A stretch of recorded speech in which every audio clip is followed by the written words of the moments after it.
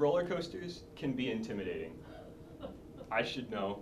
First time I got in line for one, train roared above me, and the wooden supports shook all around me. I thought to myself, if I went on this, it would certainly kill me. I changed a lot since then.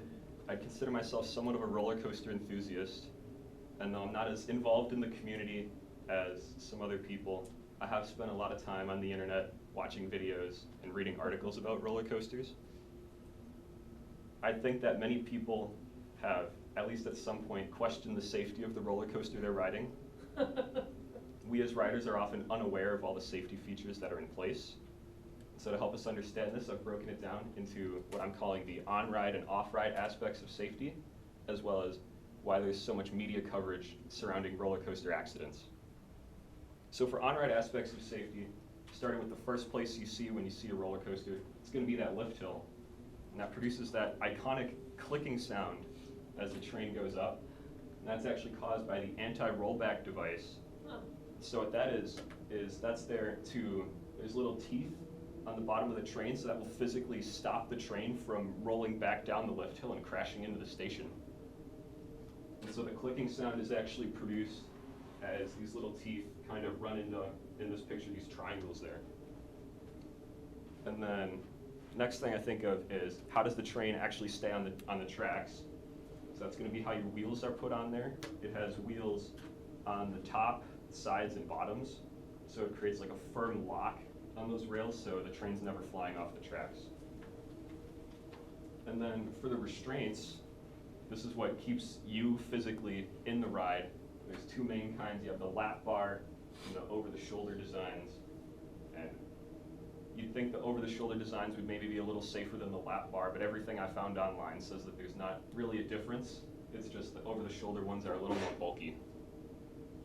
Moving on to what I'm calling the off-ride aspects, we have computer systems.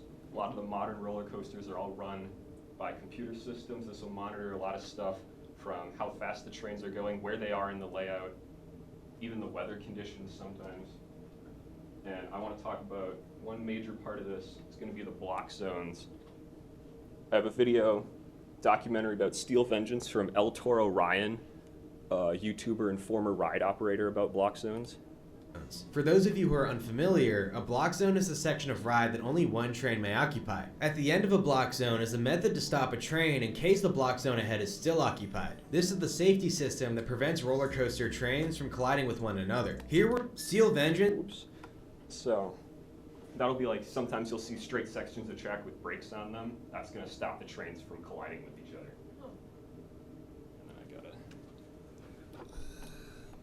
And then another thing that's not technically part of the ride is all these safety inspections that happen. There's many state-run, government-run safety organizations that will do routine inspections on roller coasters, and the parks themselves will also daily, if not multiple times a day, inspect many parts of a roller coaster to make sure that it's in proper working order and safe for you to ride.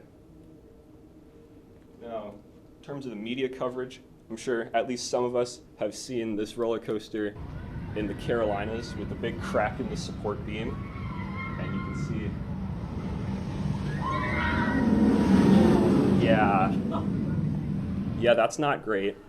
I'm not trying to say that that's all right, although I will like to say it did still complete the circuit with that big crack in it, so there's at least a little bit of built-in redundancy if that makes you feel better. But I'm talking more about articles like this one from 19 News out of Ohio, where they're talking about a roller coaster being stopped on the lift hill and the guests had to be escorted off. Whenever you see an article about a roller coaster being stuck on a lift hill or the restraints being stuck down, I want you to think that that's a good thing, because that means the safety features in place are working the way they're supposed to. And a lot of these articles are more for shock value than to actually present you with information. So now you know some of the on-ride, off-ride aspects of safety on a roller coaster, as well as a little bit about why the media coverage surrounding them is the way it is. If you're planning on going out and riding a roller coaster, keep some of this stuff in mind.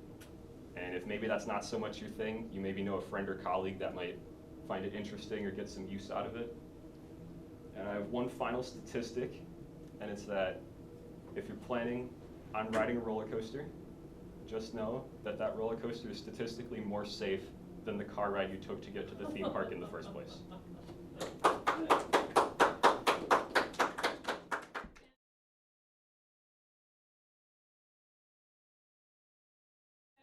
And ask a couple questions before we go. Yeah. Do you prefer over the shoulder or the lap bar? I prefer the lap bar, honestly, because it's better when the upper half of your body doesn't have to feel as restricted.